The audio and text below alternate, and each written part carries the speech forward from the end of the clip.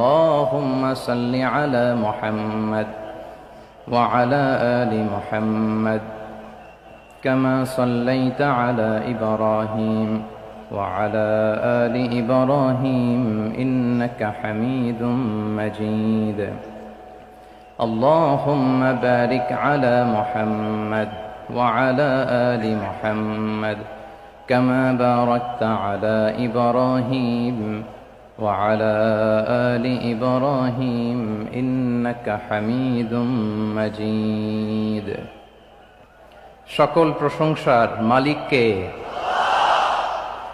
সকল ক্ষমতার উৎসকে। কেউ যেটা পারে না পারে কে, কেউ যেটা দেখে না দেখে কে, কেউ যেটা শোনে না শোনে কে? সে আল্লাহ তাআলার দরবারে আমরা শুকরগুজার হচ্ছি। সবাই পড়ে নিচ্ছি কালিমাতুশ শুকর, আলহামদুলিল্লাহ। প্রিয় চট্টলাবাসী, গলা ছেড়ে দিয়ে আওয়াজ করে একসাথে সবাই পড়ুন, রব্বানা লাকাল হামদ হামদান কাসীরান তাইয়্যিবান মুবারাকান ফি ইয়া রাব্বি লাকাল হামদু কামা ইয়ানবাগি লিজালালি ওয়াজহিকা ওয়া আযীমি সুলতানিকা লাকাল হামদু বিল ঈমান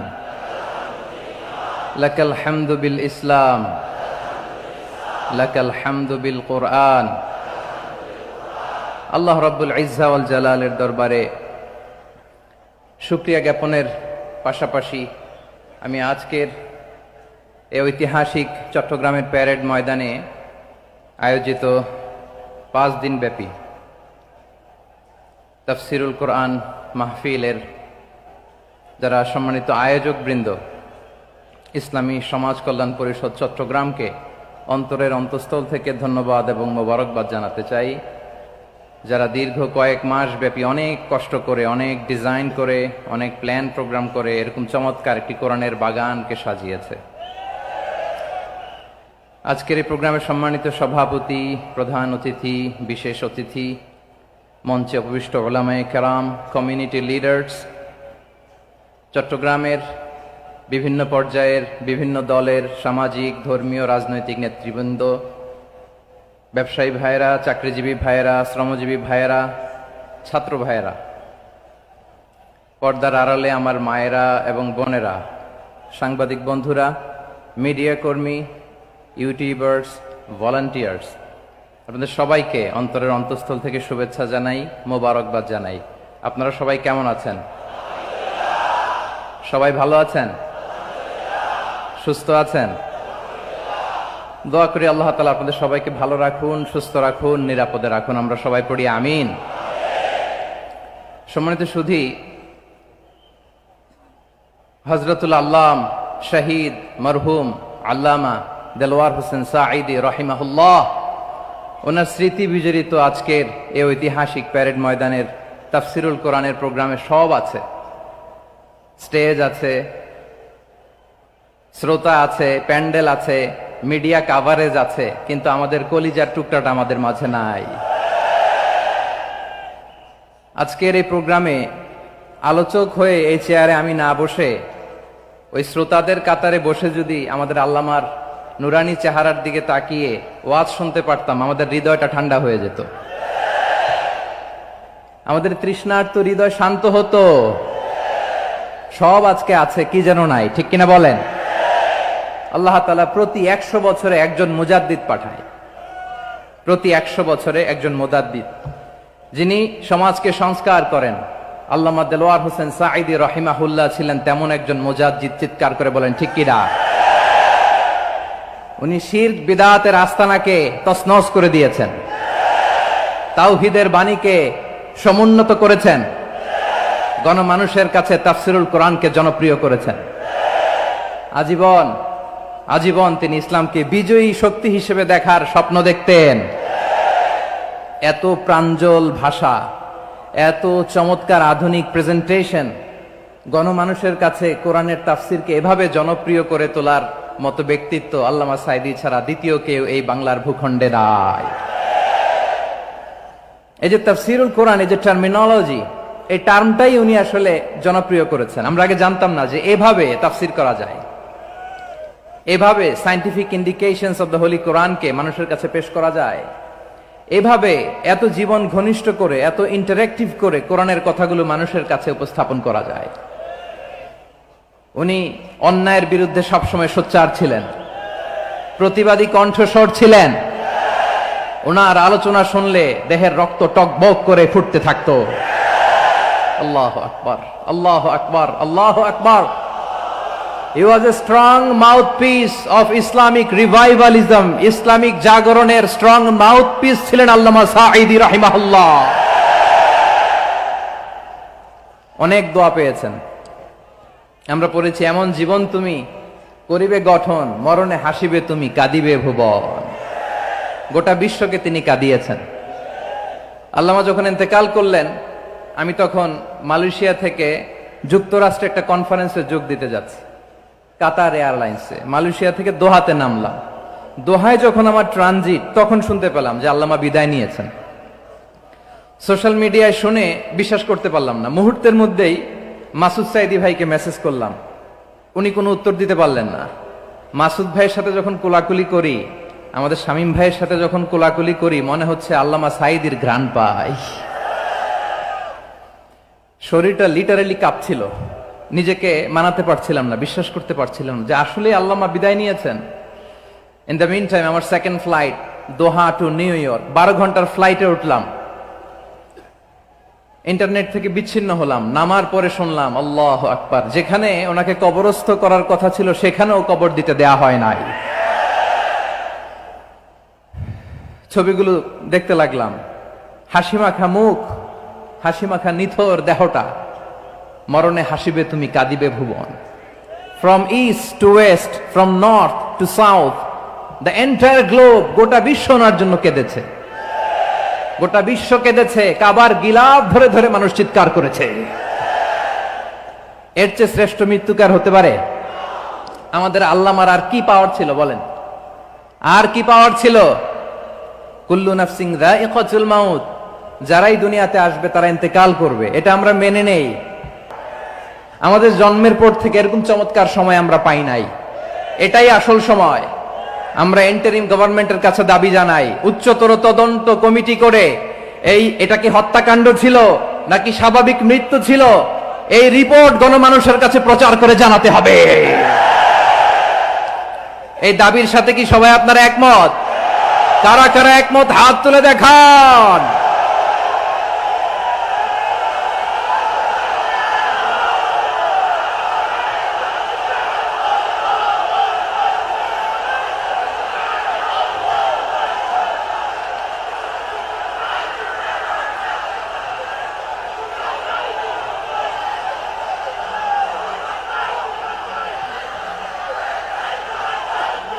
আমার প্রিয় ভাইয়েরা, প্রিয় চট্টলাবাসী, আল্লাহ তাআলা তার এই মুখলেস গোলামকে তার জান্নাতুল ফেরদাউসের মেহমান হিসেবে কবুল করুক, তার জীবনের সকল খেদমাগুলোকে কবুল করুক, জান্নাতুল ফেরদাউসের আলা মাকামে তাকে মেহমান হিসেবে কবুল করুক। আল্লামা শহীদ দেলোয়ার হোসেন সাঈদী রাহিমাহুল্লাহ, উনি ছাড়াও এই ঐতিহাসিক ময়দানে কথা বলেছেন আল্লামা লুৎফুর রহমান রাহিমাহুল্লাহ। চলে গিয়েছেন আমাদেরকে ছেড়ে। তিনি বলতেন, ইনশাআল্লাহ মিজান আবার আসবে। হুজুর, আমি তো আসলাম, আপনি তো আমাদেরকে ছেড়ে চলে গেলেন। আল্লাহু আকবার, আল্লাহু আকবার, আল্লাহু আকবার। গলায় কোনো সুর ছিল না, সুর দিয়ে কথা বলতেন না, কিন্তু এত চমৎকার শব্দের বুনন, এত চমৎকার প্রেজেন্টেশন, এত চমৎকার ভাবে ঐতিহাসিক বর্ণনাগুলো তিনি উপস্থাপন করতেন। মন্ত্রমুগ্ধ হয়ে আমরা আল্লামা লুৎফুর রহমানের কথা শুনেছি। আমরা হযরতুল আল্লাম লুৎফুর রহমান রাহিমাহুল্লাহর জন্য এই বিশাল ময়দান থেকে দোয়া করছি, আল্লাহ তাআলা তুমি তোমার এই খাদেমকে জান্নাতের মেহমান হিসেবে কবুল করে নাও।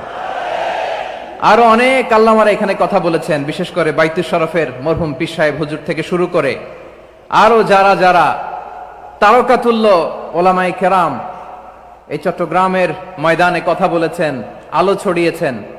আমরা এই লক্ষ লক্ষ তাওহীদি জনতাকে নিয়ে তাদের জন্য দোয়া করছি, আল্লাহ তাআলা ওনাদের জীবনের সকল ভুল ত্রুটি ক্ষমা করে দিয়ে তাদেরকে জান্নাতুল ফেরদাউসের মেহমান বানিয়ে নিক। আমরা এই ঐতিহাসিক প্যারেড ময়দানের প্রোগ্রাম থেকে স্মরণ করতে চাই 24-এর ছাত্র নাগরিক অভ্যুত্থানে আমার যে সমস্ত ছাত্র নাগরিক ভাইয়েরা দেহের তাজা রক্ত বিলি দিয়ে নতুন বাংলাদেশ আমাদেরকে উপহার দিয়েছে। বিশেষ করে আপনাদের এই চট্টগ্রামের শহীদ ফাইসাল, শহীদ ওয়াসিম সহ সকল শহীদকে আল্লাহ তাআলা কবুল করুক, আমরা সবাই পড়ি আমিন। প্রিয় ভাইয়েরা, আমি নগণ্য একজন কোরআনের ছাত্র, এত বিশাল মঞ্চে এত বড় প্ল্যাটফর্মে কথা বলা আমার জন্য সাজে না।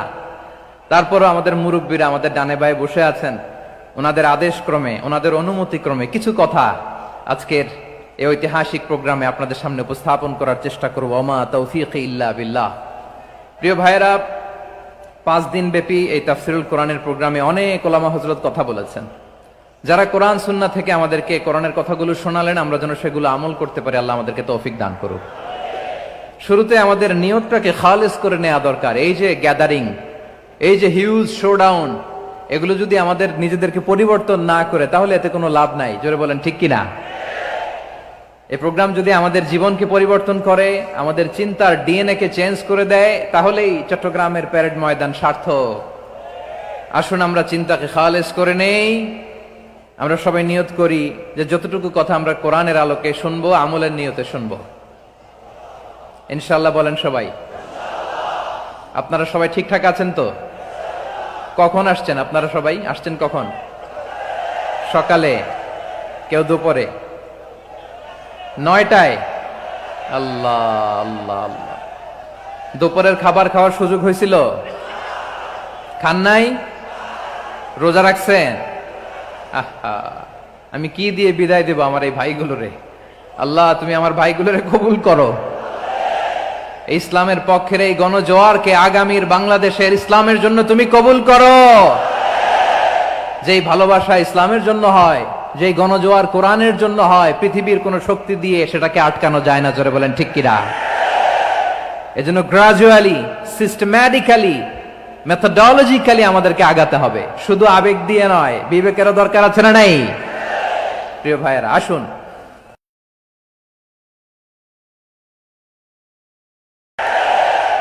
এজন্য গ্রাজুয়ালি, সিস্টেম্যাটিক্যালি, মেথোডোলজিক্যালি আমাদেরকে আগাতে হবে, শুধু আবেগ দিয়ে নয়। বিবেকেরও দরকার আছে না নাই?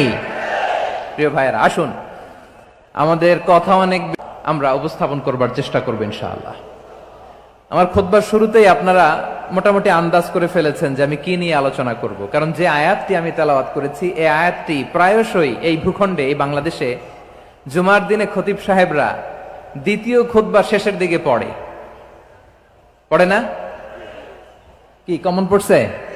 ইন্নাল্লাহা ইয়া'মুরু বিল আদলি ওয়াল ইহসান ওয়া ইতা'i যিল কুরবা ওয়া ইয়ানহা আনিল ফাহশাই ওয়াল মুনকারি ওয়াল বাগি ইয়া'iদুকুম লাআল্লাকুম তাযাক্কারুন। মুখস্থ আছে না সবার? আসুন আমরা এই আয়াতের সরল অর্থ, এর মর্মবাণী, এর সংক্ষিপ্ত তাফসীর সবাই মিলে আজকের এই প্রোগ্রাম থেকে উদ্ধার করার চেষ্টা করি। আপনারা মনোযোগী আছেন তো? ইনশাআল্লাহ। এই আয়াতটা অনেক কম্প্রিহেন্সিভ একটা আয়াত। সাইয়েদনা আব্দুল্লাহ ইবনে মাসউদ রাদিয়াল্লাহু তাআলা আনহু উনি বলেছেন, ইন্নাহা মিন আজমাই আয়াতিল কুরআন। এটা কোরআনের সবচেয়ে জামে মানে আয়াত। যদিও ছোট্ট আয়াত, অল্প কিছু কথামালা, কিন্তু তিনি বলতেন এটা কোরআনের সবচাইতে জামে মানে সবচেয়ে কম্প্রিহেন্সিভ একটা আয়াত, যেখানে কথা কম, শব্দ কম, কিন্তু এটার দোতনা, এটার আবেদন, এটার মিনিং অনেক বেশি। সুবহানাল্লাহ। এই আয়াতে আল্লাহ তাআলা বেসিক্যালি আমাদেরকে 3টা বিষয়ে আদেশ করেছেন আর 3টা বিষয়ে বারণ করেছেন, মানে নিষেধ করেছেন। আওয়াজ করে বলুন, আদেশ করেছেন কয়টা? প্রিয় চট্টলার ভাইয়েরা, আমার মতো এই যে 3 আঙ্গুল উঁচু করে বলেন, আদেশ করেছেন কয়টা? আবার নিষেধও কয়টা? মানবো তো আমরা ইনশাআল্লাহ? বলেন সবাই। 3 do's and 3 don'ts, do's and don'ts। 3টা আদেশ, 3টা নিষেধ। এই 3টা আদেশ আর 3টা নিষেধের ভেতরে আল্লাহ তাআলা গোটা ইসলামী শরিয়ার মূল নির্যাসকে ঢুকিয়ে দিয়েছেন। সুবহানাল্লাহ। এই ছোট্ট একটা আয়াতে গোটা ইসলামী শরিয়ার, the gist, the cream of the creams, গোটা ইসলামী শরিয়ার মূল নির্যাসকে আল্লাহ ঢুকিয়ে দিয়েছেন। 3টা আদেশ আর 3টা নিষেধ। আসুন আমরা সরাসরি কোরআন থেকে শুনি, সবাই পড়ুন। আউযু বিল্লাহি মিনাশ শাইতানির রাজীম। বিসমিল্লাহির রহমানির রহিম। ইন্নাল্লাহা ইয়া'মুরু বিল আদলি ওয়াল ইহসানি ওয়া ইতাই যিল কুরবা ওয়া ইয়ানহা আনিল ফাহশাই ওয়াল মুনকারি ওয়াল বাগি يعظكم لعلكم تذكرون।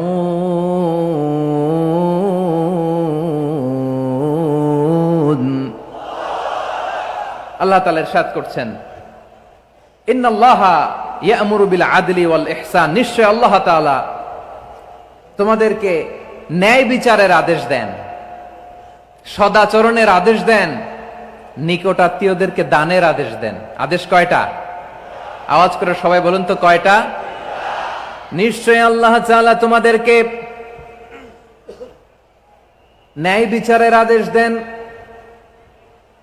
সদাচরণের আদেশ দেন, তিনি তোমাদের নিকটাত্মীয়দেরকে দানের আদেশ দেন, আর তিনি তোমাদেরকে অশ্লীলতা থেকে নিষেধ করেন, মন্দ কাজ থেকে নিষেধ করেন, অবাধ্যতা সীমা লঙ্ঘন থেকে নিষেধ করেন।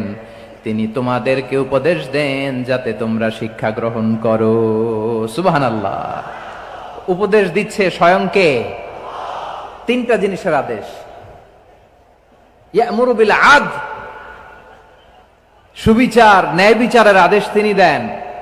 ইহসানের আদেশ দেন, যাতে আমরা ইহসান করি, একে অপরের প্রতি সুবিচার করি, মহানুভবতা দেখায়, অনুগ্রহ দেখায়, আর নিকট আত্মীয়দেরকে যেন আমরা দান করি। এই তিনটা আদেশ তিনি দিয়েছেন। আর কোন তিনটা জিনিস থেকে তিনি বারণ করেছেন? অশ্লীলতা, ফাহশা, মুনকার, মানে সব মন্দ আর অসৎ কাজ, এগুলো থেকে তিনি আমাদেরকে বারণ করেন। ওয়াল বাগি, অবাধ্যতা, সীমা লঙ্ঘন, এই তিনটা কাজ থেকে তিনি আমাদেরকে বারণ করেন। তিনি আমাদেরকে উপদেশ দেন, স্বয়ং আল্লাহ তাআলা আমাদেরকে উপদেশ দেন যাতে করে আমরা শিক্ষা গ্রহণ করি। সুবহানাল্লাহ পড়ে। তাহলে আসুন আমরা ধরে ধরে একটা একটা করে সামনের দিকে আগাই। আল্লাহ তাআলা প্রথমে আমাদেরকে আদেশ দিয়েছেন আদালের। ইন্নাল্লাহা ইয়া'মুরু বিল আদল। আওয়াজ করে বলুন আল আদাল। সবাই পড়ুন আল আদাল। আমরা উর্দু জানি, হিন্দি জানি, অনেকে ইংরেজিও জানি, কিন্তু আরবি শব্দগুলো আমাদের মুখ দিয়ে বেরোতে চায় না। আওয়াজ করে বলুন আল আদাল। মাশাআল্লাহ। ইন্নাল্লাহা ইয়া'মুরু বিল আদল। আল্লাহ তাআলা আমাদেরকে আদলের আদেশ দেন। আদল অনেকে না বুঝলেও আদালত শব্দটা বুঝবেন। আদালত, আদালত, আদালত বুঝেন না? যেখানে বিচার কার্যের ফয়সালা করা হয়, কোর্ট কাচারি আদালত, এটা তো ভেরি কমন। এটা শুনছেন না সবাই? আদালত, যেখানে ন্যায় বিচার হবে, সুশাসন হবে। কিন্তু ভাগ্যের কি নির্মম পরিহাস, ওখান থেকে মিথ্যা সাক্ষী দিয়ে মনমতো রায় দিয়ে দেয়া হয়। এগুলোর পরিবর্তন হওয়ার দরকার আছে না নাই? প্রিয় ভাইয়েরা, আদালত, আল আদল, ইংরেজিতে বলে জাস্টিস, ন্যায় বিচার, সুবিচার, সুশাসন, জাস্টিস, আল আদল, সব জায়গায় এই জাস্টিস থাকা দরকার। Justice should be prevailed in the society. The mission of all prophet was to uphold the justice. সব নবীর মিশন ছিল এই জাস্টিসকে, আদালকে, সুশাসন আর সুবিচারকে নিশ্চিত করা। পড়েন সুবহানাল্লাহ। And the core message of every divine scripture was to uphold justice. পৃথিবীর সব আসমানি কিতাবের মূল শিক্ষা ছিল এই জাস্টিসকে সমাজে এনশিওর করা, সুবিচার, সুশাসনকে এনশিওর করা। তাহলে প্রিয় ভাইরা, আমরা বুঝতে পারলাম আল আদল শব্দের মানে হচ্ছে ইনসাফ বা সুবিচার বা ন্যায় বিচার। এটা হচ্ছে একটা general meaning, very general meaning.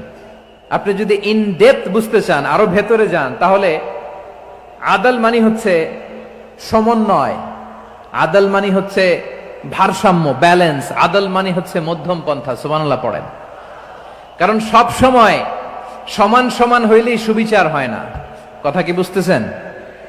ইসলামের দ্য কনসেপ্ট অফ আদল, এটা এমন আদল, এটা সব সময় সমান সমান নয়। যখন সমান সমান দেয়া দরকার, ইসলাম সমান সমান দেয়। যখন ব্যালেন্স করা দরকার, চেক এন্ড ব্যালেন্স, সমন্বয়, ভারসাম্য করা দরকার, তখন ইসলাম ভারসাম্য করে দেয়। এটার নাম আদল। সুবহানাল্লাহ। সহজ করে আপনাদেরকে বুঝাই। যেমন ধরুন, একটা পরিবারের 3 জন সদস্য, স্বামী, স্ত্রী আর সন্তান।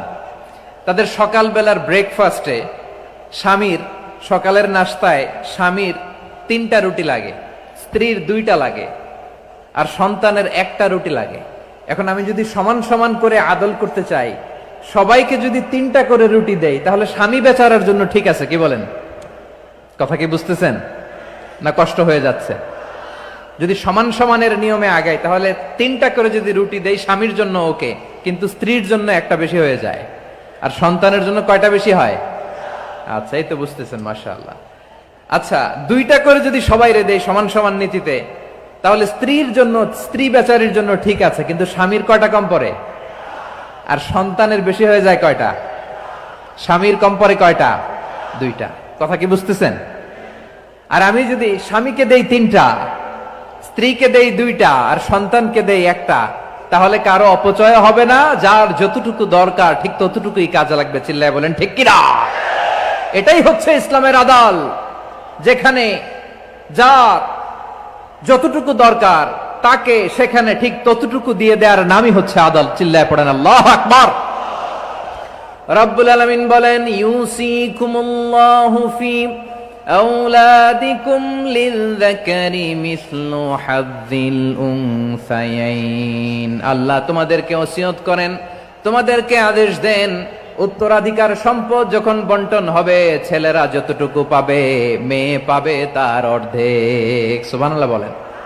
দেখেন, ছেলে যদ্দূর, মেয়ে অর্ধেক, ছেলে ডবল পাবে। আপাত দৃষ্টিতে মনে হয় এখানে অবিচার হয়েছে, কিন্তু আসলে কি অবিচার হয়েছে? আপনি বিয়ের ক্ষেত্রে যান, ওইখানে আবার ছেলে মোহরানা দেয়, মেয়ে সেখানে মোহরানা পায়। তাহলে চেক এন্ড ব্যালেন্স, ভারসাম্য, ব্যালেন্স, মধ্যম পন্থা এখানে আছে না নাই?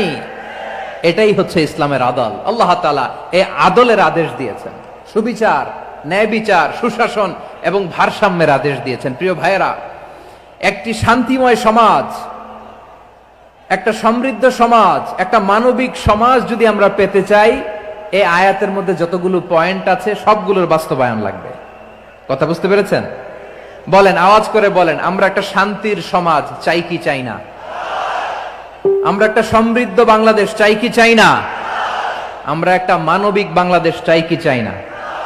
এই আয়াতে আল্লাহ তাআলা একটা মানবিক সমাজের রূপরেখা টেনেছেন। তার প্রথম কথা হচ্ছে, ইন্নাল্লাহা ইয়ামুরু বিল আদল।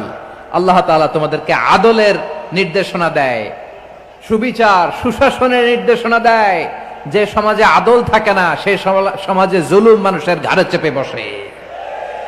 আদলের বিপরীত হচ্ছে জুলুম। আদলের বিপরীত কি?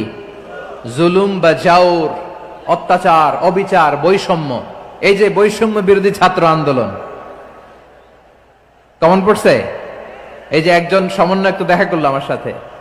জুলুম মানে হচ্ছে বৈষম্য। বৈষম্যের স্থান ইসলামে নাই, অবিচারের স্থান ইসলামে নাই, জুলুমের স্থান ইসলামে নাই। আল্লাহ তাআলা বলেন যে আমি জুলুমকে নিজের জন্য হারাম করেছি এবং তোমাদের জন্য হারাম করেছি। বিশ্বনবী ফরমান, আল্লাহ তাআলা বলেন হাদিসে কুদসিতে, ইয়া ইবাদি ইন্নী হারামতুয যুলমা আলা নাফসি ওয়া জাআলতুহু বাইনাকুম মুহাররামান ফালা তাযালামু। আমার গোলামেরা শোনো, নিশ্চয় আমি আল্লাহ তাআলা জুলুমকে আমি আমার উপরে হারাম করেছি, অনুরূপভাবে জুলুম করাকে তোমাদের উপরেও হারাম করেছি। ফলে ফালা তাযালামু, তোমরা একে অপরের সাথে জুলুম করো না। নির্দেশনাটা কার? খবরদার, জুলুমের সাথে আমাদের কোনো সম্পর্ক নাই। আল্লাহ তাআলা আদলের আদেশ দিয়েছেন, আদালতের আদেশ দিয়েছেন, সুশাসনের, ন্যায় বিচারের আদেশ দিয়েছেন। ইন্নাল্লাহা ইয়ামুরু বিল আদল। আমাদেরকে আদল প্রতিষ্ঠা করতে হবে। জুলুমের সাথে ইসলামের কোনো সম্পর্ক নাই। আল্লাহ তাআলা জালিমদের জন্য কঠিন শাস্তি প্রস্তুত করে রেখেছেন। যারা এই আদলকে ভুলুণ্ঠিত করে জুলুমের রাস্তায় হাঁটতে চায়, তাদের প্রাপ্য কিয়ামতের ময়দানে বুঝিয়ে দিবে কে? আল্লাহ তাআলা তাদের প্রাপ্যকে বুঝিয়ে দিবেন। এজন্য বিশ্বনবী বলে, খবরদার, তোমরা ইনসাফ করবে, আদল করবে, জুলুম করবে না। আর যুলমু যুলুমাতুন ইয়াউমাল কিয়ামা, জুলুম কিয়ামতের দিন অন্ধকার হয়ে জালিমের ঘাড়ে চেপে বসবে। আবার বিশ্বনবী বলতেন, ইত্তাকি দাওয়াতাল মাজলুম, খবরদার, তোমরা মজলুমের কান্নাকে ভয় করো। ফাইন্নাহু লাইসা বাইনাহু ওয়া বাইনাল্লাহি হিজাব, কেননা মজলুমের কান্নার মাঝে আর আল্লাহর আরশের মাঝে কোনো পর্দা থাকে না। বিশ্বাস হয়? এই কথা বিশ্বাস হয়? এর জলজন্ত প্রমাণ তো আমরা নিজেরাই দেখলাম। হ্যাঁ, মজলুমের কান্না ফুলে ফেপে মহিরুহ হয়ে পাহাড়ের মতো হয়ে বিস্ফোরিত হয়ে জালিমের মসনদকে ছারখার করে দিয়েছে। এর প্রমাণ তো আমরা নিজেরাই তো দেখলাম। জালিমের পরিণতি কি হয় আমরা জীবদ্দশাই তো দেখলাম। এমনও কোন জুলুম নাই যে হয় নাই, ঠিক কিনা বলেন? আহারে জুলুম, আহারে জুলুম। রিসেন্টলি আয়না ঘরের কিছু ছবি প্রকাশিত হয়েছে সোশ্যাল মিডিয়ায়, দেখেছেন আপনারা? হ্যাঁ, ছোট্ট একটা জায়গা, স্বাধীন মানুষকে প্রাণীর মতো পাখির মতো খাঁচায় বন্দি করে রেখেছে। কখন দিন কখন রাত কিচ্ছু জানে না, কখন দিন কখন রাত কিছু জানে না। বছরের পর বছর কেটে গিয়েছে। এক্সট্রা জুডিশিয়াল কিলিং এর কোনো হিসাব নাই, বিচার বহির্ভূত হত্যা, এনফোর্স ডিসঅ্যাপিয়ারেন্স, গুম, যেটা সবচাইতে বড় মানবতা বিরোধী অপরাধ। কত মানুষ যে গুম হয়েছে তার কোনো ইয়ত্তা নাই। যেই ফ্যামিলির সদস্য গুম হয়েছে তারা কি ওই লোকটার জন্য মাগফিরাতের দোয়া করবে নাকি সুস্বাস্থ্যের দোয়া করবে তারা নিজেরাও জানতো না। তারুণ্যের, তাদের যৌবনের 15 বছর 16 বছর 17 বছর নাই। 6 মাস বয়সের ছোট বাচ্চাকে রেখে জেলে গেছে। 6 মাসের মেয়ে বেরোয় দেখে মেয়ের বয়স 17 বছর। মেয়ে বাবারে চিনে না, বাবা মেয়েরে চিনে না। মেয়েকে এখন বিয়ে দিয়ে আরেক ছেলের হাতে তুলে দিবে। মেয়ের শৈশব বাবা দেখে নাই, মেয়ের কৈশোর বাবা দেখে নাই, মেয়ের তারুণ্য দেখে নাই। আরেক যুবককে দেখলাম 14 বছরের 14 দিনের সংসার, 2 সপ্তাহের সংসার শেষে জেলে গেছে। কত যুবকের যে স্ত্রী চলে গিয়েছে ফ্যামিলি ছেড়ে, কারণ জানে না তো কবে আসবে কি হবে, কেউ জানতো না। দাম্পত্য জীবনের মাত্র 14 দিনের স্মৃতি, এই স্মৃতিকে আঁকড়ে ধরে এক বোন 16টা বছর 17টা বছর কাটিয়ে দিয়েছে। আমি নিউজটা দেখে ভাবলাম আমার এই বোনের প্রতিটি দিন কিভাবে কেটেছে, প্রতিটি রাত কিভাবে কেটেছে, প্রতিটি ক্ষণ কিভাবে কেটেছে। বিশ্বনবী বলেছেন, ইত্তাকি দাওয়াতাল মাজলুম ফাইন্না লাইসা বাইনাহু ওয়া বাইনাল্লাহি হিজাব। মাজলুমের কান্নাকে ভয় করো, কারণ মাজলুমের কান্না আর আল্লাহর মাঝে কোনো পর্দা থাকে না। আমরা আর এরকম কোন জুলুম বাংলাদেশে দেখতে চাই না। জোরে বলেন ঠিক কিনা? আর কেউ নতুন করে জালিম হোক আপনারা চান? আবার নতুন করে কেউ ফ্যাসিস্ট হোক আপনারা চান? এক দল আরেক দলকে নিশ্চিহ্ন করার রাজনীতিতে মেতে উঠুক এটা আপনারা চান? আমরা বাংলাদেশকে আদল দিয়ে সাজাতে চাই। আমরা এই 56,000 বর্গ মাইলের প্রতিটা ইঞ্চি মাটিকে কোরআনের আইন দিয়ে সাজাতে চাই। রাজি আছেন আপনারা? কারা কারা রাজি দেখান হাত তুলে আল্লাহকে।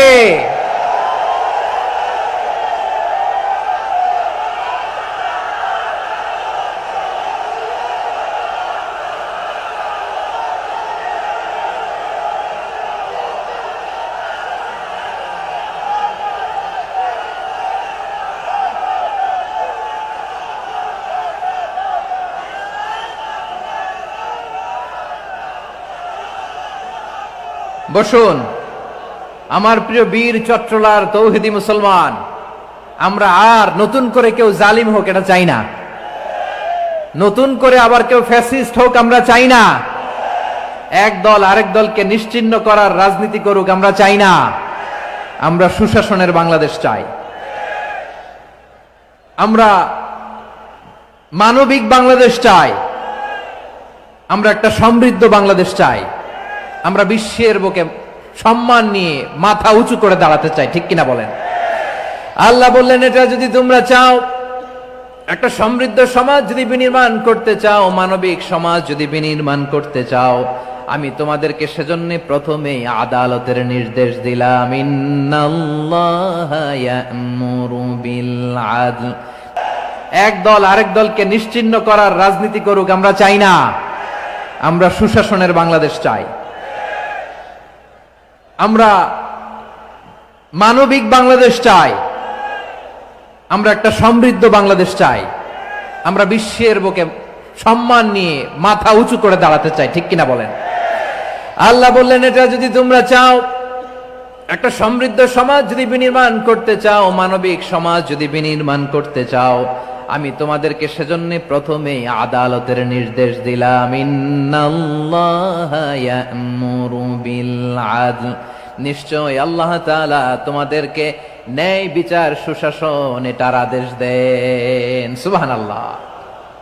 আদাল, ন্যায় বিচারের আদেশ আল্লাহ তাআলা কোরআনের বিভিন্ন আয়াতে দিয়েছেন। আল্লাহ তাআলা বলছেন, ইন্নাল্লাহা يأمركم أن تؤدوا الأمانات إلى أهلها وإذا حكمتم بين الناس أن تحكموا بالعدل إن الله نعم ما يعظكم به إن الله كان سميعا بصيرا।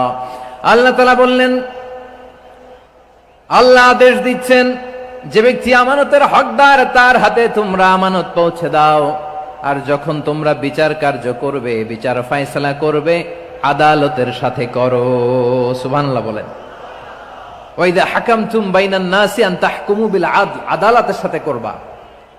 আল্লাহ তাআলা বলেন, যারা জাজ হবে, বিচারক হবে, তাদের যদি বাদী বিবাদীর কারো সাথে শত্রুতা থাকে, কারো সাথে যদি কোনো ধরনের রেষারেষি থাকে, আল্লাহ বলেন বিচার কার্য করতে যে ওই শত্রুতা রেষারেষির কারণে আদালতের বাইরে যে অবিচার করে বিচার করো না। ওয়ালা ইয়াজরিমান্নাকুম শানাআনু কওমিন আলা আল্লা তা'দিলু ই'দিলু হুয়া আকরাবু লিত্তাকওয়া ওয়াত্তাকুল্লাহা ইন্নাল্লাহা খাবীরুম বিমা তা'মালুন। খবরদার, কোন জাতির প্রতি, কোন গোষ্ঠীর প্রতি, কোন গোত্রের প্রতি আক্রোশ যেন তোমাদেরকে ন্যায় বিচার থেকে দূরে সরিয়ে না দেয়, বরং আমি আল্লাহর আদেশ হলো ই'দিলু, তোমরা আদল করো, ন্যায় বিচার করো, সুবিচার করো, সুশাসন প্রতিষ্ঠা করো। হুয়া আকরাবু লিত্তাকওয়া, এটাই তাকওয়ার সবচেয়ে কাছাকাছি। সুবহানাল্লাহ বলেন।